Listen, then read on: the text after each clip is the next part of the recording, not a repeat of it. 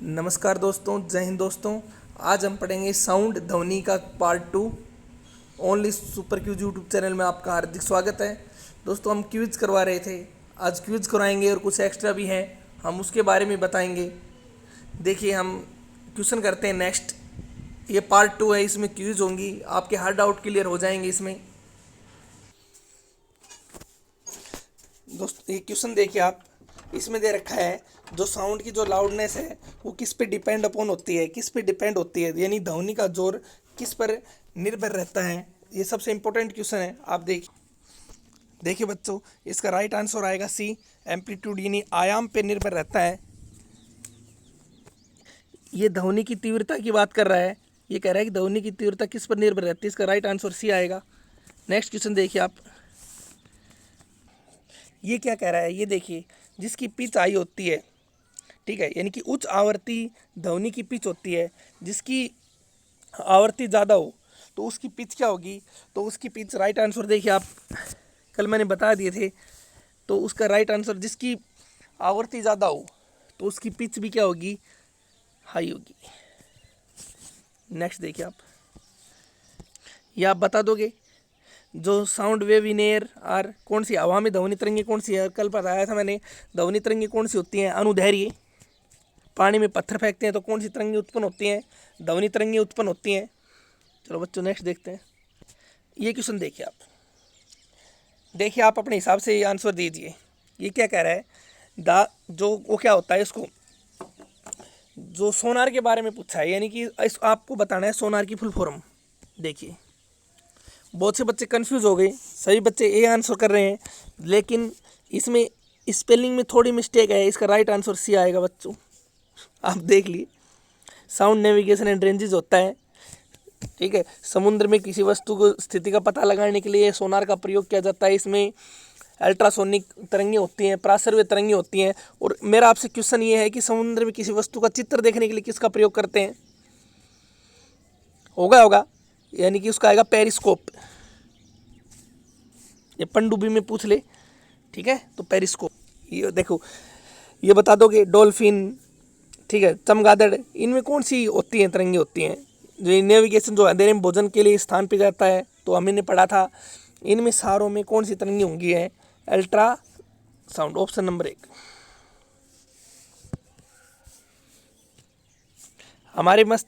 हमारे अनुभूति हमारे मस्तिष्क में लगभग ध्वनि होती है। कह रहा है कि ध्वनि हमारे मस्तिष्क में कितने समय तक रहती है, तो आप बताइए कितने समय तक रहती है, सोच लीजिए।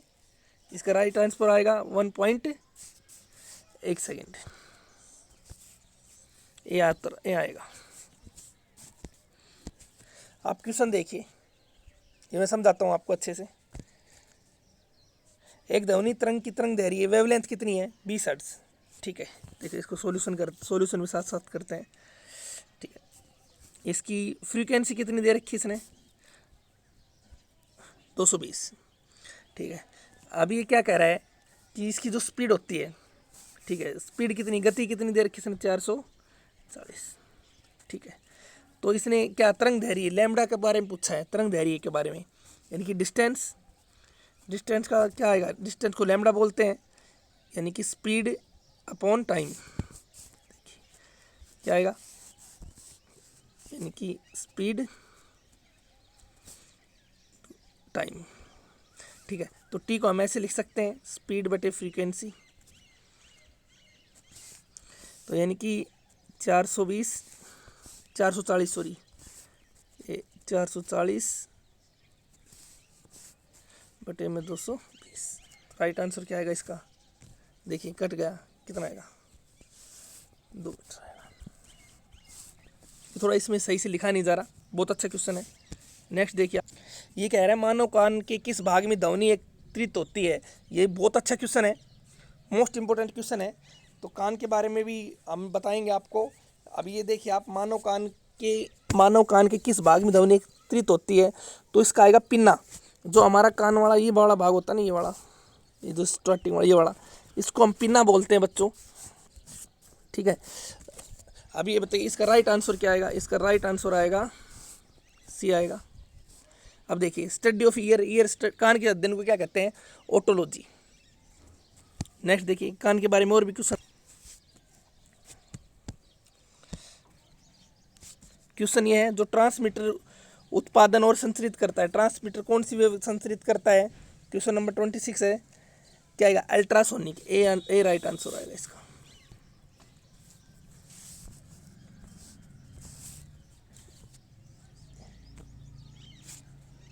अगला देखिए, कल कल और बताया था हमने, ठीक है, अल्ट्रासाउंड में, सोनोग्राफी में, ब्रेन ट्यूमर के इलाज में, गठिया रोग के इलाज में, अर्थराइटिस के इलाज में, तो ये बताया था हमने अल्ट्रासोनिक वेव होती है सारी। देखिए कितना अच्छा क्वेश्चन है। ध्वनि की गति निर्भर करती है, साउंड डिपेंड किस पे होता है? तो इसका राइट आंसर क्या आएगा बताइए बच्चों? साउंड किस पे डिपेंड होता है? माध्यम का तापमान, यानी कि इसका आएगा temperature of the medium. Next देखिए, ये देखिए मध्य कान का रोल क्या है? जो हमारा कान का मिडल पार्ट होता है उसका क्या रोल होता है हमारे कान में, ठीक है? तो आप क्वेश्चन देखिए, मध्य कान में हमने आपको बताया था पहले, एक होती है टेम्पेनिक मेम्ब्रेन, यानी कि कान का पर्दा, ठीक है? इसमें क्या होता है, इसमें जो एम्पलीफाई होती है वेव एम्पलीफाई होगी, ठीक है? और ये कितनी गुना होती है? ये 22 गुना हो जाती है। तो ये भाई आंसर देखिए इसका एम्पलीफाई आंसर आएगा, एम्पलीफाई ऑफ द साउंड। तो ये वो किस में है? सिर्फ बी में है, यानी कि इसका राइट आंसर क्या आएगा? बी। हाँ भाई, ये क्या कह रहा है? ध्वनि को विद्युत में कौन बदलता है? तो ध्वनि ऊर्जा को विद्युत में कौन बदलता है भाई? बताइए। जैसे हम फोन करते हैं माइक्रोफोन यानी माइक, तो इसका आएगा माइक, ठीक है? लाउड स्पीकर विद्युत को ध्वनि में बदलता है। और सोनार में कौन सी वेव होती हैं? अल्ट्रासोनिक, इसका बी आएगा।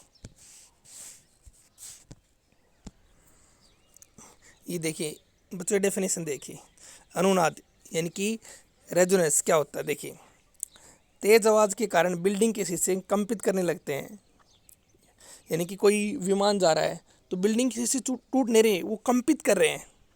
वो क्यों कर रहे हैं? जैसे विमान की जो फ्रीक्वेंसी होती है और जो शीशे की फ्रीक्वेंसी होती है, वो दोनों क्या हो जाती है? बराबर हो जाती है, जिससे वो क्या, उसकी क्या स्थिति बन जाती है? वो अनुनाद की स्थिति बन जाती है। बिल्कुल सरल और बिल्कुल अच्छी भाषा में बता दिया मैंने। जैसे एक एग्ज़ाम में क्वेश्चन आया था और आता भी रहता है, जैसे कोई सैनिक है, वो ब्रिज को पार कर रहे हैं, किसी पुल को पार कर रहे हैं, तो उनको ये सलाह दी जाती है कि आप कदम से कदम एक साथ कदम न रखें इस ब्रिज पे। क्यों? जो ब्रिज की जो फ्रीक्वेंसी होती है, आवृत्ति होती है, और जो कदमों की आवृत्ति होगी वो दोनों सेम हो जाएगी, और क्या, अनुनाद के कारण वो ब्रिज का टूटने का खतरा ज़्यादा हो जाएगा, ठीक है? तो क्या कह रहा है? जो तेज़ आवाज़ के कारण ये कोई विमान गया, उसमें जो कंपित होगा और इसमें जो कंपन होगा, ठीक है, आवाज़ होगी, और शीशों में जो कंपन होगी उनकी आवृत्ति क्या होगी? सेम हो जाएगी, फ्रीक्वेंसी सेम हो जाएगी, तो उनका टूटने का खतरा ज़्यादा रहेगा। आप देखिए इसमें अनुनाद की स्थिति कहलाती है। अब देखिए मैं आपको बताता हूँ, गिटार है, देखिए गिटार में देखिए बॉक्सेस में एयर भर गई, इसमें नेचुरल एयर आ गई, और ये वायर है। अब हम इनको कंपन करेंगे, हम इनको शुरू करेंगे गिटार बजाना, तो इनकी आवृत्ति और जो नेचुरल जो एयर है, प्राकृतिक जो हवा गई इसके अंदर, उसकी आवृत्ति सेम हो जाएगी, जिससे गिटार से आवाज़ उत्पन्न होती है। ये भी किसके कारण? अनुनाद के कारण। और देखिए आप, ये ब्रिज वाला है, सैनिकों को बोल दिया जाता है कि आप ऐसे नहीं करिए, इसमें अनुनाद के कारण। जैसे आप पहले कोई रेडियो सेट करते थे, उसमें सुर की आवाज़ आती थी, ठीक है? फिर जैसे जैसे सेट करते थे, वो क्या होता था, वो अचानक उसमें चैनल पकड़ने लग जाते थे, क्योंकि जहाँ हमने जो फोर्स ऑफ फ्रीक्वेंसी लगा रखी है यहाँ पर, जो रेडियो पे हमने इस पे लगा रखी फ्रीक्वेंसी, और जो वहाँ से जो चैनल जहाँ से स्टार्ट हो रहा है, वहाँ की जो फ्रीक्वेंसी जो सेम होगी, तभी तो उसमें साउंड उत्पन्न होगा। तो ये सब किसके एग्जाम्पल है? ये सब अनुनाद के एग्जाम्पल है, रेजोनेशन के एग्जाम्पल है। ये देखिए, कोई गाड़ी का पार्ट्स है, मशीन का है, साइकिल का है, वो ढीला हो जाए तो वो क्या होगा? वो भी आवाज़ करने लग जाता है, वो भी किसके कारण? अनुनाद के कारण। ये देखिए आप, ये क्या कह रहे हैं? Interference of sound.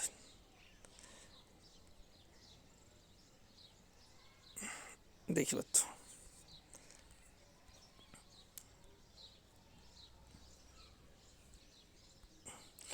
जब दो फ्रीक्वेंसी और एम्पलीट्यूड की दो ध्वनि तरंगें एक साथ किसी बिंदु पर पहुंचती है, जैसे यहाँ से किसी माध्यम से ध्वनि निकली और यहाँ से किसी माध्यम पे से ध्वनि निकली, दोनों यहाँ मिल गई और यहाँ से एक नई ध्वनि बन जाएगी, उसे क्या कहेंगे बच्चों? उसे ध्वनि का व्यतिकरण, इंटरफेरेंस ऑफ साउंड कहते हैं।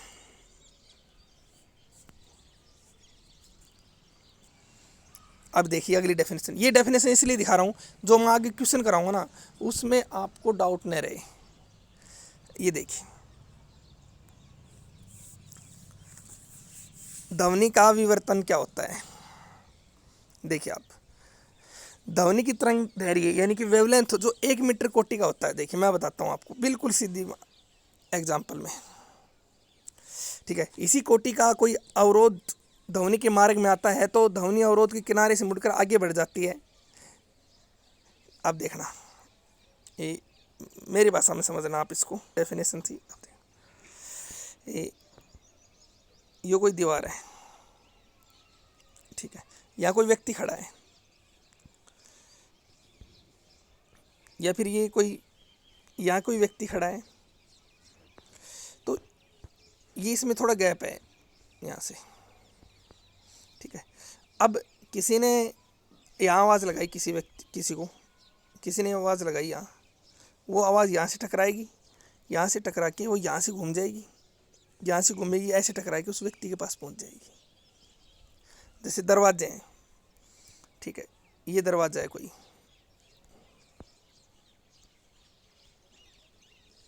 इधर कोई व्यक्ति खड़ा है, इधर आवाज़ लगाई, तो आवाज़ लगाई, आवाज़ यहाँ जाएगी, यहाँ से टकरा के वो ऐसे टकरा के यहाँ जाएगी, तो ध्वनि का क्या कहलाता है? वो विवर्तन कहलाता है, डिफ्रेंशिएशन ऑफ साउंड कहलाता है। नेक्स्ट देखिए आप,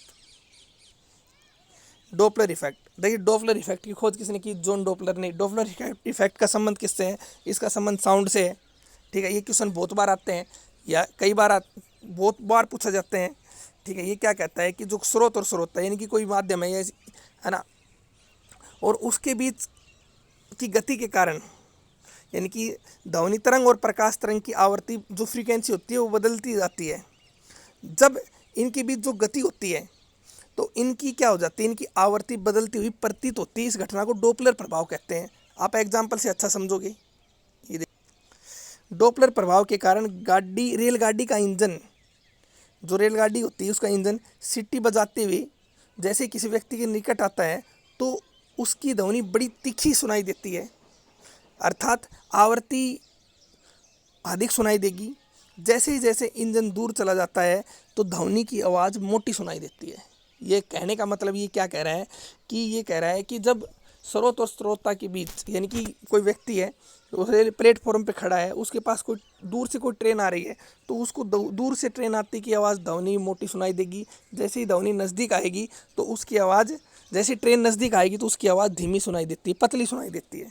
वो किसके कारण देती है? वो भी डॉपलर इफेक्ट के कारण। बच्चों इनमें ऐसा ज़्यादा कुछ नहीं है, बिल्कुल ईजी है। डायरेक्ट एग्जाम्पल आएगा। फिर से बता रहा हूँ, जो ध्वनि वो कह रहे हैं कि सैनिकों को पुल पे एक साथ चलने के लिए, पुल क्रॉस करते समय एक साथ कदम रखने क्यों नहीं दिया जाता? तो ध्वनि का अनुनाद के कारण। ऐसे क्वेश्चन आएंगे, ठीक है। आप देखिए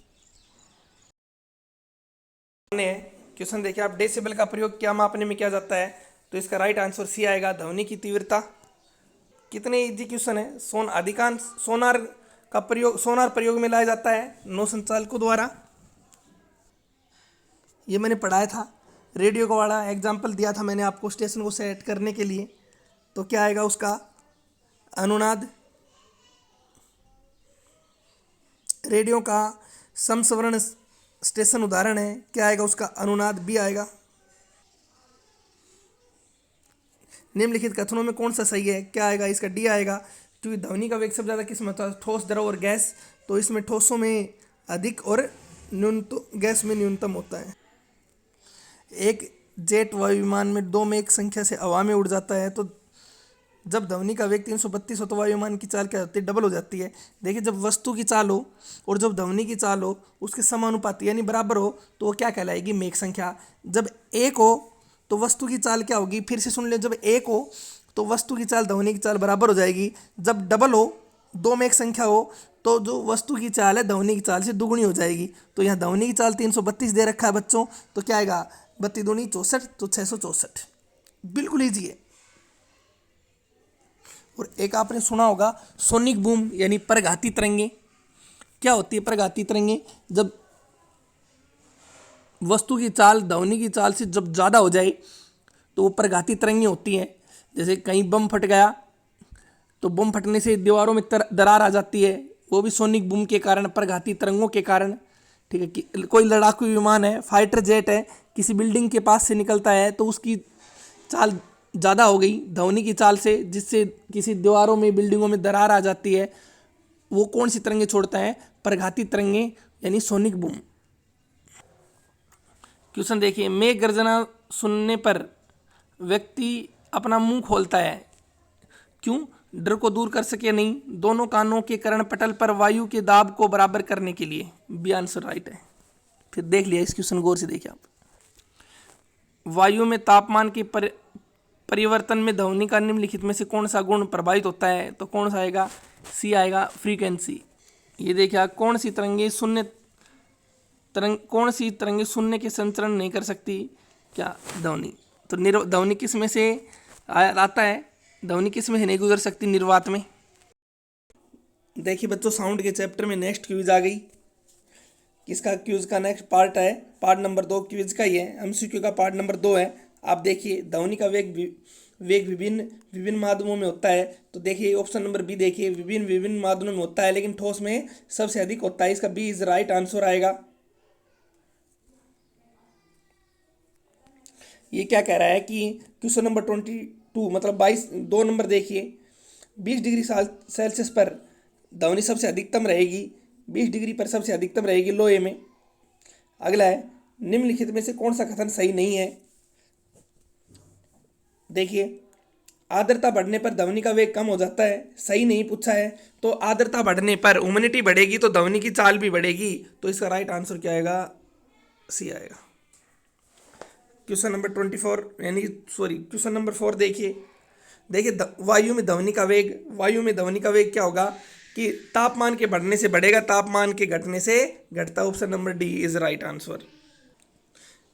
बच्चों एक क्वेश्चन देखिए, रेलगाड़ी के इंजन से निकली भाप पहले दिखाई पड़ती है और सीटी के बाद सुनाई पड़ती है, जो सीटी की आवाज़ उसकी बाद में सुनाई पड़ती है। आर इसका ये है कि प्रकाश तरंगों की चाल की तुलना में ध्वनि तरंगों की चाल बहुत कम होती है। तो आप इस क्वेश्चन को देखिए ध्यान से, इसका आंसर बताइए। इसका आंसर है ए आर, दोनों सही है और इसका स्पष्टीकरण है। नेक्स्ट क्वेश्चन देखिए, प्राध्वनिक विमान उड़ते हैं, तो आपको बताना है प्राध्वनिक विमान होते हैं वो किसकी ध्वनि की चाल से अधिक चाल से। क्या कह रहा है, ये क्या कह रहा है, प्राध्वनिक विमान उड़ते हैं, ध्वनि की चाल से उड़ते हैं, ध्वनि की चाल से कम चाल से उड़ते हैं। इसका सी राइट आएगा। देखिए वस्तु के वेग तथा उसी माध्यम में उन्हें एक पारिस्थितिकी ध्वनि के वेग के अनुपात को कहते हैं। क्वेश्चन नंबर 7 देखो वस्तु का वेग और ध्वनि का वेग का अनुपात समान हो तो उसे क्या कहेंगे, मेक नंबर। डबल हो जाए तो वस्तु का वेग डबल हो जाएगा। मेक अंकों का संबंध किससे है, बहुत अच्छा क्वेश्चन है। मेक अंकों का प्रयोग वेग के संबंध में किया जाता है, किसके, वायुयानकों में। ध्वनि मत करना, वायुयान करना। ध्वनि या ध्वनि प्रदूषण मापा जाता है, ध्वनि या ध्वनि प्रदूषण हम किससे मापते हैं, सी इसका डेसिबल से। अगला देखिए, साधारण बातचीत 30 से 40 dB। नेक्स्ट देखिए, ध्वनि की वह विशेषता जो एक मादा ध्वनि को नर ध्वनि से भिन्न करती है वह क्या कहलाती है, तारतव। भाई पिच के कारण ही ध्वनि की वो होता है, आवाज़ का मोटापन और पतलापन, और ये आवृत्ति पर निर्भर रहता है। आप क्वेश्चन ध्यान से पढ़िए, बिल्कुल आंसर क्लियर हो जाएगा। क्वेश्चन अगला देखिए। क्वेश्चन है, ध्वनि के किस लक्षण के कारण ध्वनि मोटी व पतली सुनाई देती है? देखो, आवाज मोटी, मोटापन और आवाज का पतलापन, ठीक है, इसमें मंद और सुनाई देती है। आप देखिए, ध्वनि के किस लक्षण के कारण आवाज मोटी या पतली सुनाई देती है? तो एक होती है आवाज धीमी और तेज, ये होती है मोटी और पतली। क्या आएगा इसका? तारतव आएगा। पुरुषों की अपेक्षा महिलाओं की आवाज तीक्ष्ण होती है, क्यों? पुरुषों की अपेक्षा महिलाओं की आवाज तीक्ष्ण होती है क्योंकि महिलाओं में तारतव अधिक होता है। ये देखिए, सारे क्वेश्चन देखिए आपके लिए। एक युवक पुरुष की आवाज की तुलना में छोटे बच्चे की आवाज ज्यादा प्रिय लगती है, क्योंकि बच्चे की आवाज पुरुष की आवाज की तुलना में उसका तारतव अधिक है। इसका बी राइट आंसर आएगा। स्त्री की आवाज पुरुषों की अपेक्षा पतली रहती है, आवृत्ति अधिक। बिल्कुल, क्वेश्चन देख लेना, तारतव नहीं दे रखा इसने, आवृत्ति, तो तारतव अधिक होगा तो आवृत्ति भी अधिक होगी, ठीक है। अगला देखिए, यदि सितार और बांसुरी एक स्वर में बजाए जाएं तो उसमें उत्पन्न ध्वनि का भेद निम्नलिखित कारणों के होता है। भाई ये तो बिल्कुल ही जी, इसका राइट आंसर डी आएगा, गुणवत्ता। ये मैंने पहले भी क्वेश्चन करवाया था कि कोई आपका मित्र आपको आवाज लगा रहा है तो आप उसको किस गुण से पहचानोगे कि ये मित्र है? निम्नलिखित में से कौन सा एक वायु में ध्वनि तरंगों द्वारा उत्पादित नहीं होता? तो वायु में ध्वनि तरंगों द्वारा कौन सा उत्पादित नहीं होता? ध्रुवण। अगला देखिए, यदि ध्वनि की डेसिबल में वह अधिकतम सीमा जिससे ऊपर आदमी व्यक्ति सुन नहीं सकता 95 dB। क्वेश्चन पढ़ी, निम्न में से किसके द्वारा सबसे अधिक ध्वनि प्रदूषण होता है? हवाई जहाज की उड़ान का भरना, नजदीक आती रेलगाड़ी की सीटी की आवाज बढ़ती है जबकि दूर जाती रेलगाड़ी की सीटी की आवाज घटती है। किसका? Doppler effect. देखिए इसका नेक्स्ट पार्ट देखिए बच्चों, बहुत अच्छे क्वेश्चन। ये देखिए बच्चों, नेक्स्ट पार्ट आ गया। एक अंतरिक्ष यात्री अपने सहपाठी को चंद्रमा की सतह पर सुन नहीं सकता, क्यों? क्योंकि ध्वनि प्रचलित करने का माध्यम चंद्रमा पर वायुमंडल नहीं है जिससे ध्वनि प्रचलित करने का माध्यम नहीं होता। इसका सी आएगा। कौन सी प्रक्रिया प्रकाश और ध्वनि दोनों में घटित नहीं होती? ऐसी कौन सी प्रक्रिया है जो? उसका आएगा ध्रुवण, सी। चिल्लाते समय व्यक्ति हमेशा हथेली को मुंह के समीप रखते हैं। चिल्लाते समय व्यक्ति हमेशा हथेली को मुंह पे समीप रखते हैं, क्यों? ऑप्शन नंबर ए देखिए, उस स्थिति में ध्वनि ऊर्जा सिर्फ एक दिशा में इंकित होती है। ए इज राइट आंसर। डेसिबल इकाई का प्रयोग किया जाता है। डेसिबल किसके प्रयोग किया जाता है? प्रकाश की गति मापने के लिए नहीं, ध्वनि की तीव्रता के लिए। सी इज राइट आंसर। प्रतिध्वनि जो इको साउंड होता है वो उसका कारण है। भाई साउंड का टकरा के वापस आना तो क्या आएगा? उसका रिफ्लेक्शन आएगा, परावर्तन। ए आएगा भाई। स्पष्ट प्रतिध्वनि सुनने के लिए, हाँ भाई, स्पष्ट प्रतिध्वनि इको साउंड सुनने के लिए लगभग कितनी दूरी होनी चाहिए? 17 मीटर। पहाड़ों की दूरी, समुद्र की गहराई, वायुयानों की ऊंचाई किस तरंगों की सहायता से नापते हैं? हम प्रतिध्वनि से नापते हैं, याद रखना बच्चों। रडार की कार्य प्रणाली किस सिद्धांत पर आधारित होती है? रडार, क्वेश्चन नंबर 7 देखिए, रडार की कार्य प्रणाली निम्न सिद्धांत पर आधारित होती है। तो इसका बी आएगा, रेडियो तरंगों का परावर्तन। आप क्वेश्चन को देखिए, इनके नोट्स बनाइए, बहुत अच्छे क्वेश्चन है। किसी प्रतिध्वनि को सुनने के लिए मूल आवाज की प्रतिध्वनि के बीच लगभग कितने समय का अंतराल होना चाहिए? इसका 1/10 सेकंड। राइट आंसर सी आएगा भाई। अच्छे ऑडिटोरियम की दीवारों, छत तथा फर्श किसी रेशेदार पदार्थ या कालीन या फाइबर आदि से ढकते रहते हैं। इसका उद्देश्य क्या है? भाई हम जाते हैं कई ऑडिटोरियम में, देखते हैं तो उनकी कालीन से ढक देते हैं उनको, दीवारों को, तो उसका उद्देश्य पूछा उसने, क्या आएगा? जो उसको ऑब्जर्व करेगा, ध्वनि अवशोषण प्रतिक्रिया करके प्रतिध्वनि को रोकता है। बिल्कुल राइट आंसर डी है इसका। ध्वनि का प्रभाव मानव कान में कितने समय तक रहता है? 1/10 सेकंड। नेक्स्ट क्वेश्चन देखिए बच्चों, ध्वनि तरंगे किसके कारण प्रतिध्वनि तरंगे उत्पन्न करती है? रिफ्लेक्शन के कारण। इको साउंड रिफ्लेक्शन के कारण भाई। डी, एक व्यक्ति को अपनी प्रतिध्वनि सुनाने के लिए लगभग कितने फीट दूरी पर रहना चाहिए? एक व्यक्ति को अपनी प्रतिध्वनि सुनने के लिए परावर्तन तल से पूछा इसने, रिफ्लेक्शन से पूछा है, तो इसका आएगा 56 फीट। स्टेथोस्कोप किस सिद्धांत पे काम करता है? तो स्टेथोस्कोप ध्वनि के परावर्तन पर काम करता है भाई, टकरा के वापस आना। प्रतिध्वनि तरंगों के खाली स्थान के कारण उत्पन्न होती है, तो प्रतिध्वनि तरंगे किसके कारण उत्पन्न होती है? ये तो आप बता दोगे, परावर्तन रिफ्लेक्शन के कारण। देखिए हिंदी मीडियम में क्लास चल रही है, आप बेफिक्र रहिए इंग्लिश मीडियम वाले, हम इंग्लिश में भी कराएंगे। Sonar sound navigation and ranges अधिकांश प्रयोग में लाया जाता है, तो सोनार किस में प्रयोग में लाया जाता है? आप देखिए ऑप्शन डी देखिए आप इसका, नौ संचालकों द्वारा।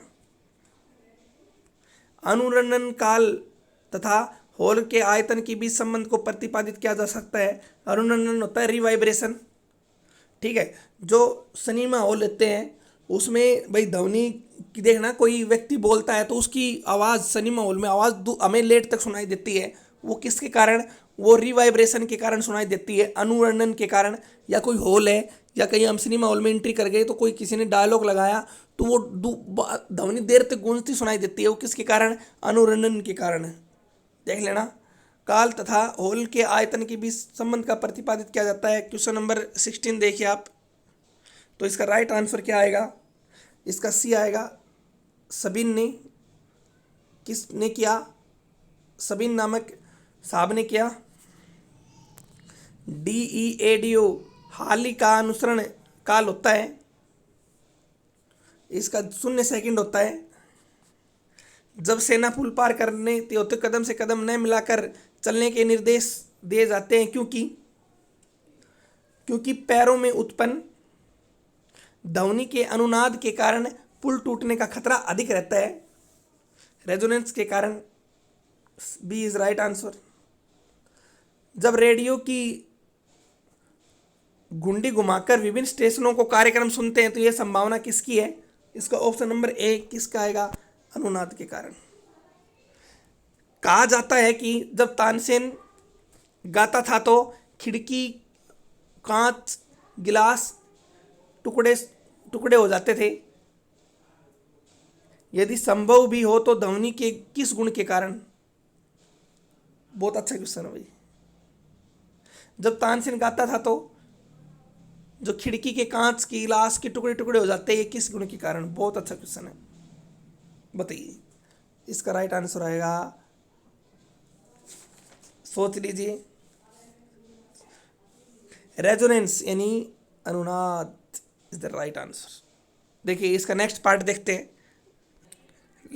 नेक्स्ट पार्ट है ये, जब हम जल के नीचे सुराही भरने के लिए रखते हैं, जैसे जैसे सुराही भरती जाती है वैसे वैसे एक विशेष प्रकार की ध्वनि सुनाई देती है, ये किसके कारण? ये भी इसका राइट आंसर क्या आएगा बच्चों?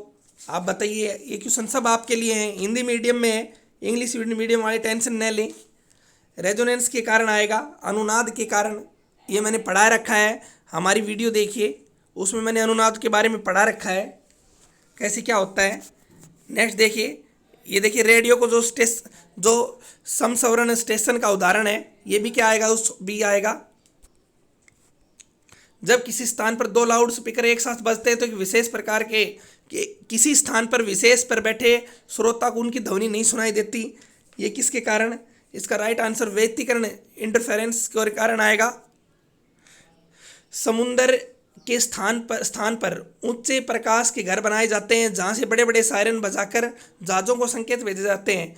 कभी कभी जहाज नीरव क्षेत्र में पहुंच जाते हैं जहां सायरन की ध्वनि सुनाई नहीं देती है, तो नीरव क्षेत्र में ध्वनि के किस गुण के कारण निर्मित होते हैं?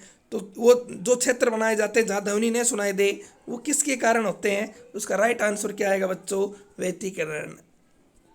बहुत अच्छे क्वेश्चन है, हिंदी मीडियम वाले बच्चों के लिए है, इंग्लिश वाले टेंशन न ली, हमने इंग्लिश मीडियम के करवा दिए क्वेश्चन स्टार्टिंग में।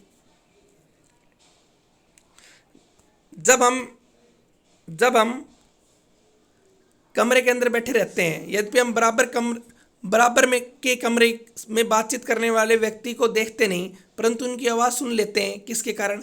मैंने पढ़ाया था, अच्छे से पढ़ाया था, याद हो तो। इसका राइट आंसर क्या आएगा? इसका राइट आंसर आएगा विवर्तन। बिल्कुल आराम से, जैसे होते ना 1 मीटर वेवलेंथ से किसी ध्वनि को टकरा के जाएगी खिड़की में से, फिर दूसरे व्यक्ति को सुनाई देगी। आप वीडियो में देखिए।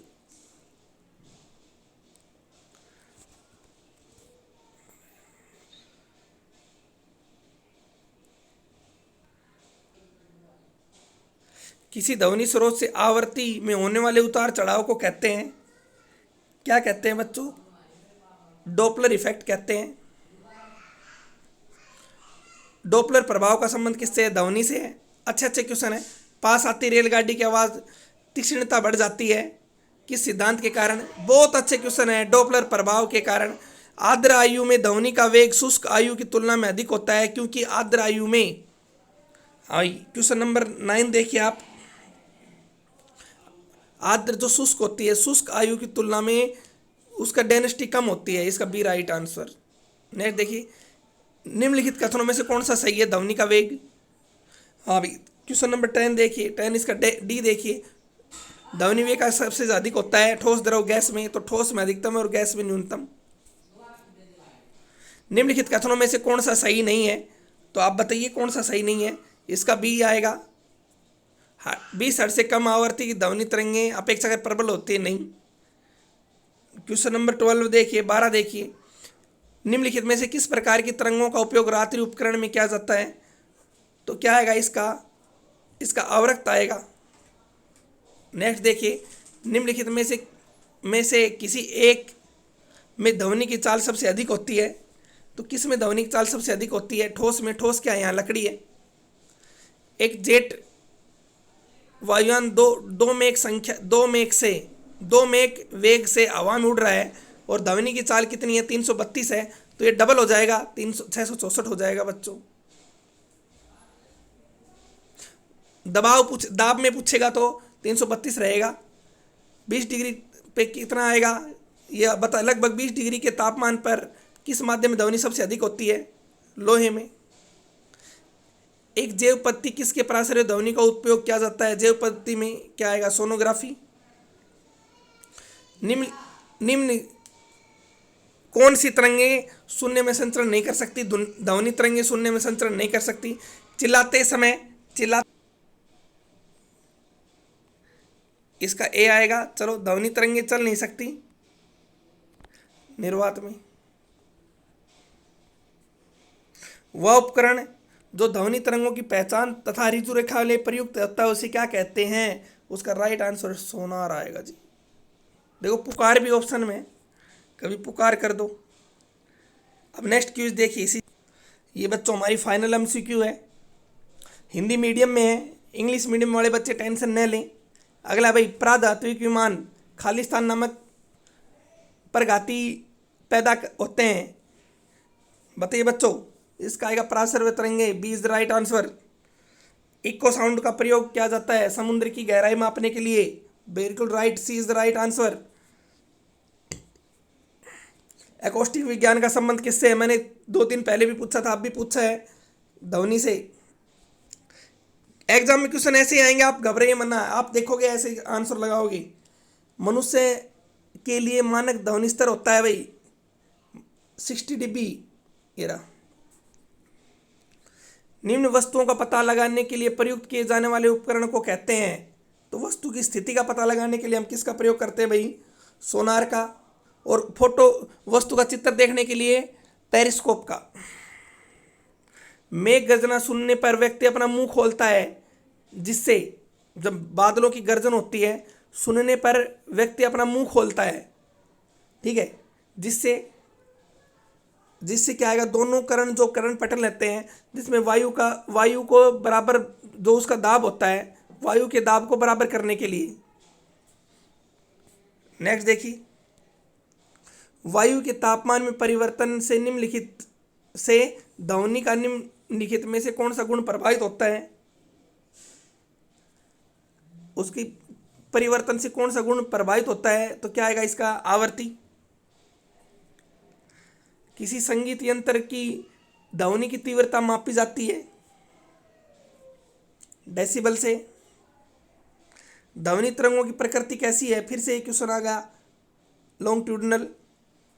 और हमारा क्विज का लास्ट क्वेश्चन है, निम्नलिखित में से कौन सा सत्य है। देखिए बहुत से क्वेश्चन रिपीट हुए हैं बच्चे, बहुत से तो इतने ज़्यादा नहीं, 2-4 ही हुए हैं। तो हम आपको फिर से कह रहे हैं, आप हमसे जुड़िए, सुपर क्विज भी खेलिए और देखिए यूट्यूब की पूरी वीडियो देखिए। और ये 90 और 120 के लगभग MCQ हैं। आप देखिए 5 मिनट में सारे क्वेश्चन कर दोगे एक बार वीडियो देख के। तो जय हिंद दोस्तों, जय भारत दोस्तों। चैनल को लाइक कीजिए, सब्सक्राइब कीजिए, शेयर कीजिए और हमारी व्हाट्सएप क्विज में भाग लीजिए।